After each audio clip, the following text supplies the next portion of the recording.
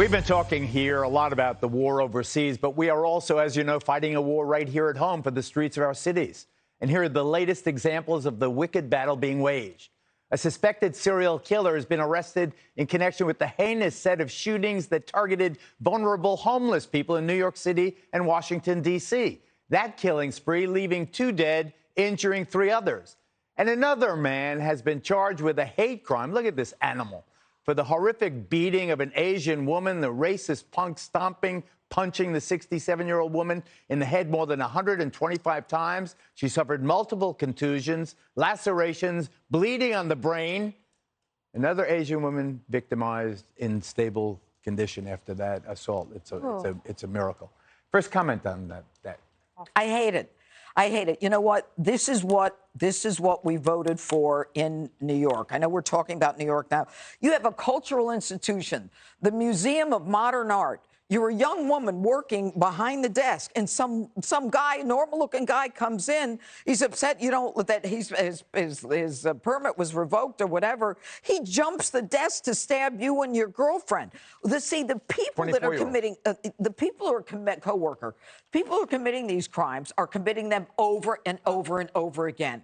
And don't think, all you social justice warriors, don't think that you're saving one guy because he committed or made one mistake. They commit mistake after mistake.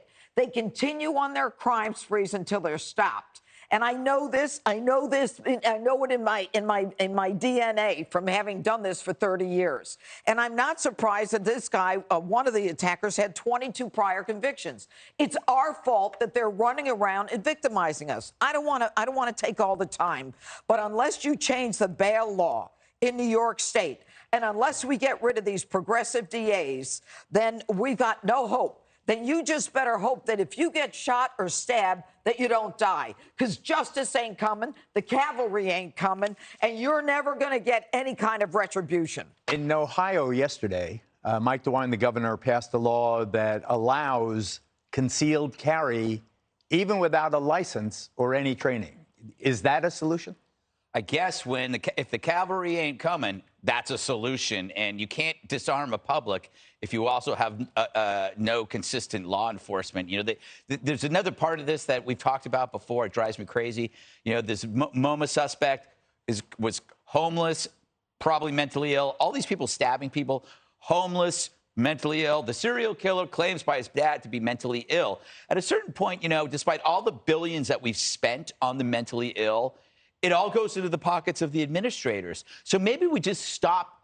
Like, what are we supposed to do? If we're supposed to help the mentally ill, but we leave them on the streets and we let them, maybe we just treat them like criminals, arrest them and put them away. But that seems even worse. But we've got no choice.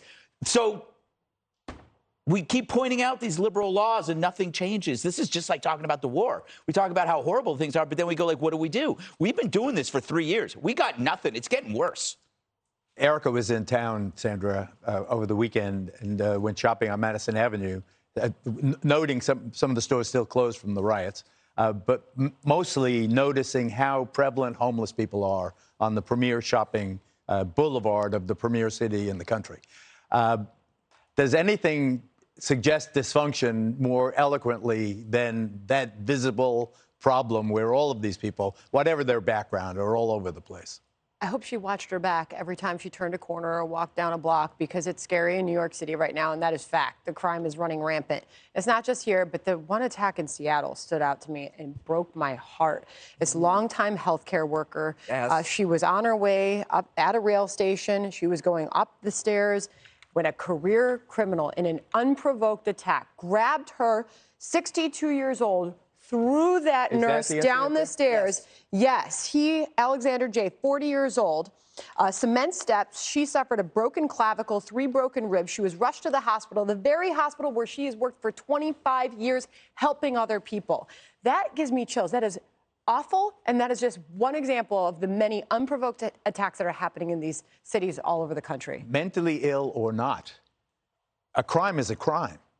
That's why I think the judge's point about bail reform is the one that resonates, because when you commit a crime, you should be charged to the fullest extent of the law, held if you are a threat to society, pre-trial, and then given the full sentence if you're convicted. We can't do anything if the liberals won't help us do anything, Right. Waldo. Let's see You it. can't live in a society if half the society doesn't want to live in a civilization. Exactly. We can crow about this all day. We've been showing this for 2.5 years, this crime wave, and everybody knows what needs to be done, but no one does it. Yep. So we're just sitting here guy complaining just makes me because liberal politicians don't care. They just don't care. That's the it bottom happens line. Look at them. this guy. Look at Even this. then. Look at this. Look at this. Yeah. Can you believe? And they're going to go to work 25. tomorrow Right, in Albany and not do a damn thing about it. And Morales, you don't see that. You will not see that on other networks. This stuff doesn't exist. Oh, yeah. Jen Psaki said, look at them Geraldo. talking about no consequences to crime. Yeah. You know what they Remember did today in Congress? They memorialized daylight savings time. Yes. That's what they did. Well, that was They big. made daylight savings time permanent. And we have this. I was worried about that all one. over the streets, and that's what they're busy with. Next, convicted hate crime hoaxer Jussie Smollett already scheming to get out of prison.